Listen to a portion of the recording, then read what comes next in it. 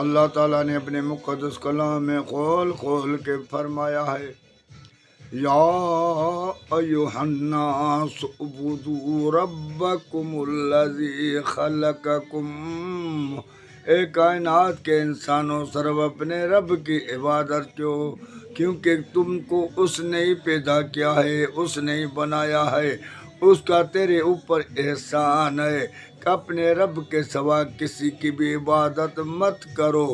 اللہ نے انبیاء کرام کو اس لیے بھیجا کہ لوگوں کو سمجھائے کہ اللہ کی عبادت کرے، اللہ کے سوا کسی اور کی عبادت نہیں کرے۔ یہی پیغام لے کر آدم سے لے کر اللہ کے محبوب تک نبیوں کا صرف یہی پیغام تھا کہ اللہ کے در پر آ جاؤ، اللہ کے سوا کوئی اللہ نہیں ہے، ما لکم من الہ غیرہ، کوئی اللہ نہیں ہے، اس لیے اللہ کی عبادت کرو، وہی عبادت کے لائق ہے، اس کے سوا کوئی عبادت کے لائق نہیں ہے۔